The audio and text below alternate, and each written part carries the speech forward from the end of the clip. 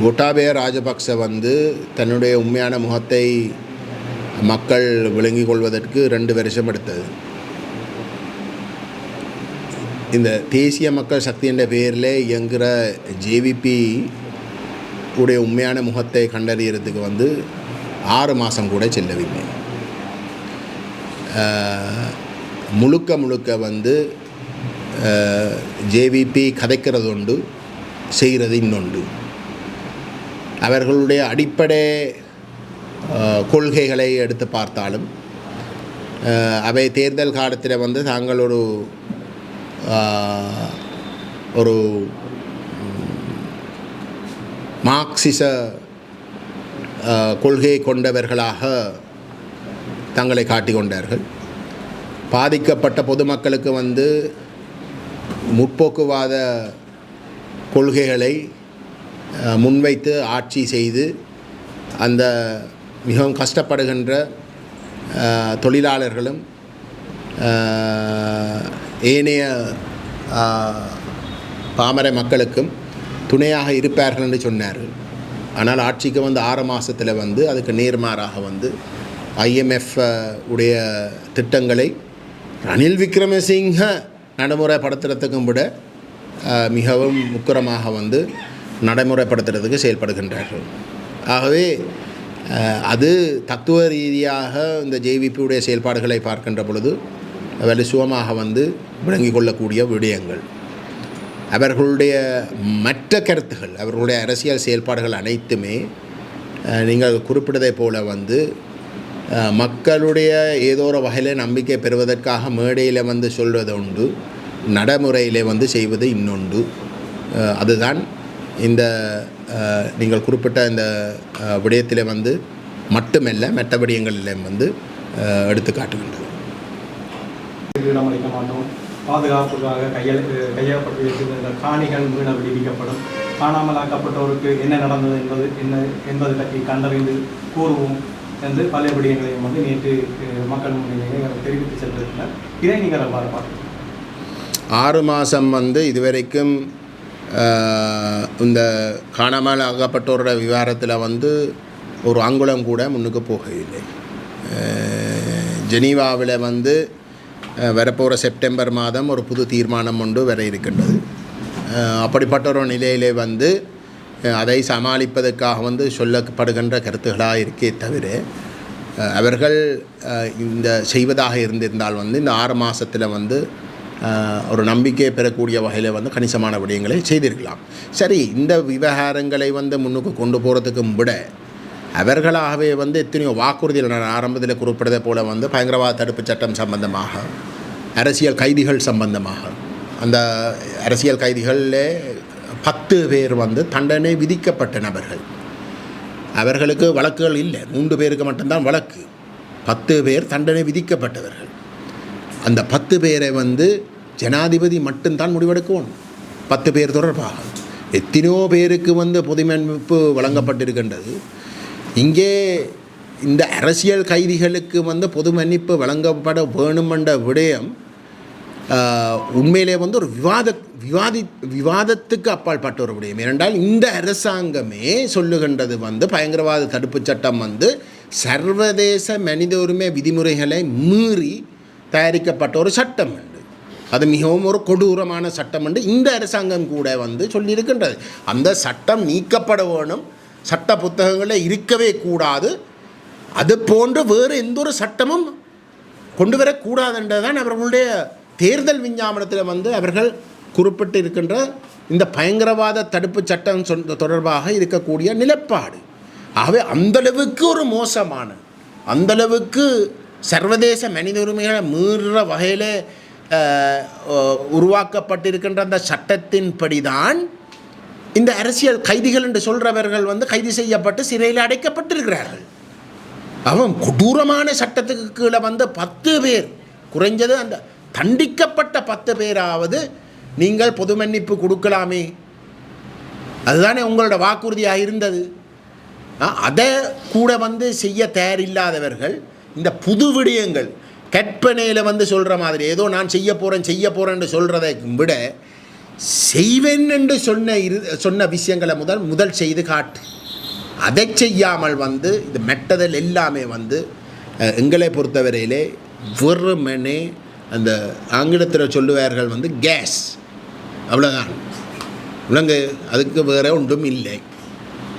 அதே மாதிரி இந்த கோட்டாபய ராஜபக்ச 2 வருஷம் அடுத்த வந்து தண்ட முகத்தை காட்டுறதுக்கு இவே 6 மாதத்துக்குள்ளே வந்து தங்களோட முகத்தை வந்து காட்டியிருக்கிறார்கள்.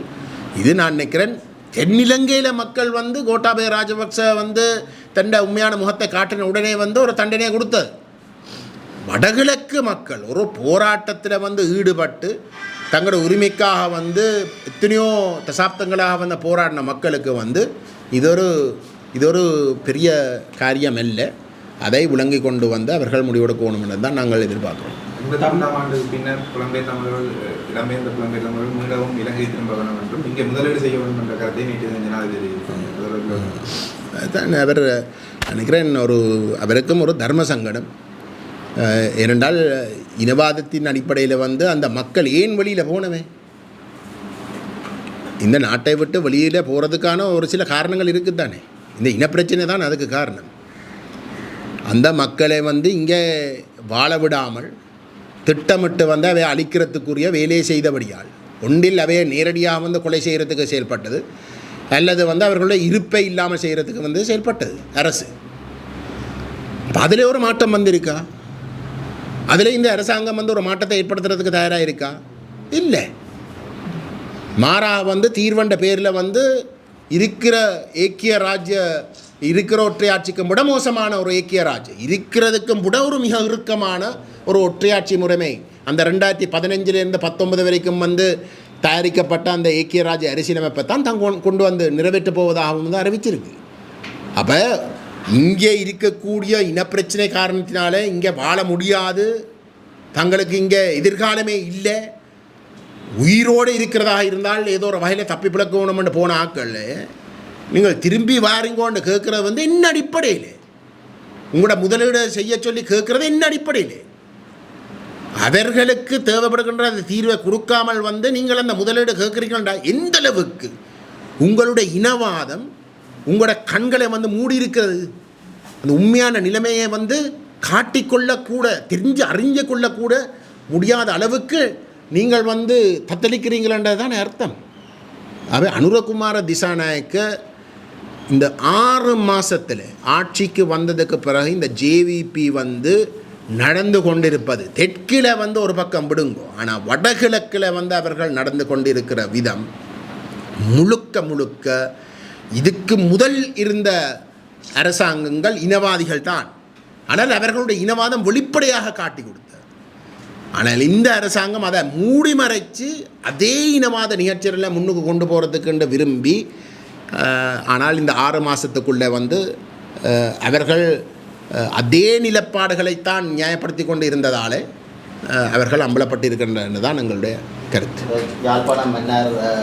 புலம்பெயர்ந்த தமிழ் மக்கள் இந்த தீவுக்கு தங்களுடைய முதலீடுகளை தங்களுடைய உறவுகளுக்கு வந்து உதவி செய்கிறதை தாண்டி இந்த அரசை ஒரு வங்குரோத்த நிலைமையில் இருந்து காப்பாற்றுறதுக்கு வருவதாக இருந்தால் தமிழ் மக்களுடைய தேச அந்தஸ்து அங்கீகரிக்கப்பட்டு தமிழ் மக்களுடைய தனித்துவமான இறைமையின் அடிப்படையில் வந்து ஒரு சமஷ்டி தீர்வை வழங்குகின்ற பொழுதுதான் அந்த மக்களுடைய அந்த முதலீடு நிதிகள் அனைத்துமே வந்து பாதுகாப்பாக தாங்கள் விரும்பின முதலீட்டுக்காக பயன்படுத்தக்கூடிய அந்த உத்தரவாதங்களை தமிழ் கட்சிகள் என்ற வகையிலே நாங்கள் கொடுக்கக்கூடியதாக இருக்கும்.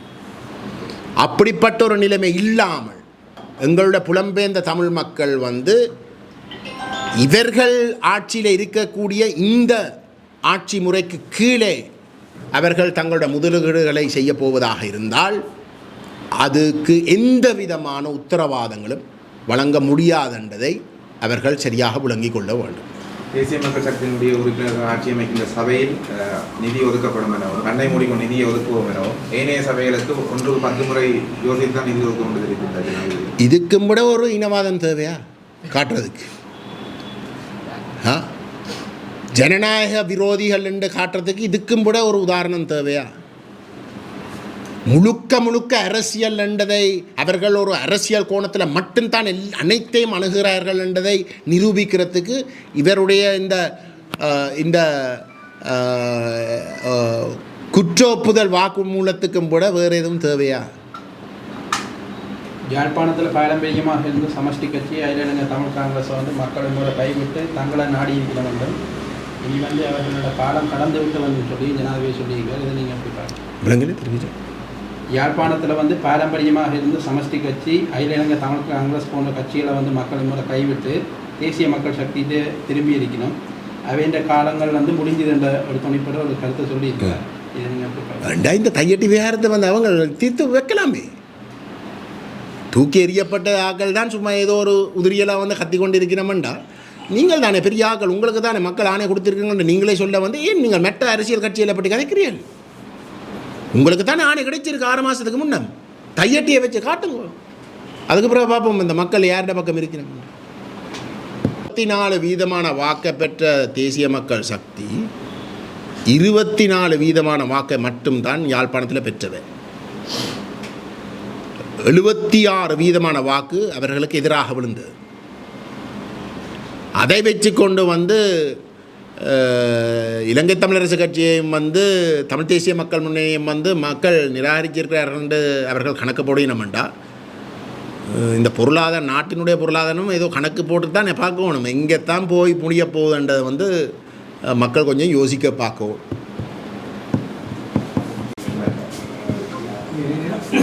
இந்த மண்டலந்த படுகொலை விவகாரத்துக்கு இந்த அரசு கொடுக்கின்ற முன்னுரிமை வடக்கு கிழக்கிலே நடத்தப்பட்ட கொலைகள் அல்லது காணாமலாக்கப்பட்ட இந்த புதைக்குழிகள் விவகாரங்களுக்கு முன்னுரிமை கொடுக்கப்படுவது இதை இல்லை, இதை பற்றி நான் இதுக்கு முதலும் சொல்லியிருக்கின்றேன். பட்டலாந்த விவகாரத்தில் சபாநாயகர் தேசிய மக்கள் சக்தி பாராளுமன்ற குழுவுடைய சபாநாயகர் சொல்லியிருக்கிறார், தேவைப்பட்டால் சர்வதேச பங்களிப்பும் இந்த பட்டலாந்த சித்திரவதை முகாம் தொடர்பான விசாரணைக்கு தாங்கள் பயன்படுத்த தயாராக இருப்பதாக பகிரங்கமாக அறிவித்திருக்கிறார். உண்மையிலே இந்த பட்டலாந்த விவகாரத்தில் சர்வதேச ஒரு தலையீடு அவசியம் என்று எந்தளவுக்கு தேவைப்படுமென்றது சொல்ல முடியாது. என்றால் இன்றைக்கு ஆட்சியில் இருக்கிறதே பாதிக்கப்பட்ட தரப்பு. அப்போ பாதிக்கப்பட்ட தரப்பு தங்களுக்கு ஒரு நேர்மையான ஒரு விசாரணையை நடத்தி அதை அந்த குற்றங்கள் நிரூபிக்கப்படுறது அவர்களுக்கு ஒரு தேவை இருக்குது. ஆகவே அந்த விசாரணை உண்மையிலே எதிர்பார்த்ததுக்கும் கூட அப்படி நடப்பதாக இருந்தால் மிகவும் ஒரு தீர்க்கமான ஒரு உறுதியான ஒரு முயற்சியாக அமையும். ஆனால் அப்படிப்பட்ட ஒரு நிலைமை இருக்கவும் சர்வதேச பங்களிப்பை பற்றி சிந்திக்கிறதுக்கு தயாராக இருக்கிற இந்த அரசாங்கம் தமிழர்களுடைய இனப்பிரச்சனை சார்ந்த போரிலே ஒரு இனப்படுகொலை செய்ததாக குற்றச்சாட்டப்படுகின்ற பொழுது அதை பற்றி ஒரு சர்வதேச விசாரணையை பற்றி சிந்திக்கிறதுக்கும் தயாரில்லை. உண்மையிலே சர்வதேச பங்களிப்பு முழுமையாக இருக்க வேண்டியது ஒரு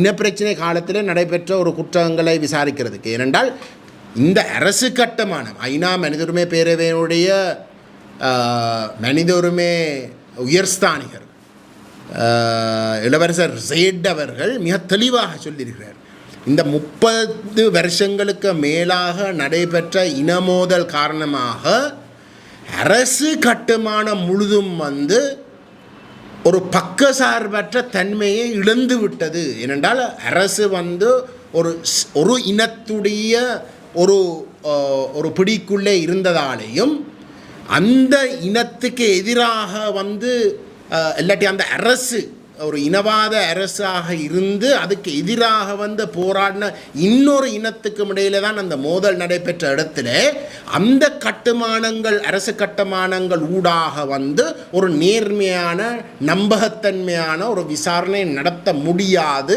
ஆகவே ஆக குறைஞ்சதாக வந்து ஒரு கலப்பு பொறிமுறையாவது அத்தியாவசியம் என்ற கருத்தை அவரே குறிப்பிட்டிருந்தார். ஆனால் அதை முற்றுமுழுதாக எடுத்தடுப்புக்கே வந்து நிராகரித்து இங்கே ஒரு பட்டலாண்ட விஷயத்தில் பாதிக்கப்பட்டவர்களே இன்றைக்கு ஆட்சிக்கு வந்திருக்கிற இடத்துல வந்து அவர்களுடைய வழிநடத்தலில் வந்து ஒரு முழுமையாக நம்பகத்தன்மையான ஒரு விசாரணை நடத்தக்கூடிய இடத்துல அவர்கள் வந்து ஒரு சர்வதேச விசாரணை கோருகிறார்கள் என்றால் அந்த சர்வதேச விசாரணை என்ற விடயம் தமிழர் விவகாரத்தில் வந்து நிராகரிக்கப்படுறதாக இருந்தால் அது வெறுமனே இனவாதத்துக்காக மட்டும்தான் என்பதை வந்து நாங்கள் விளங்கிக் கொள்ள வேண்டும்.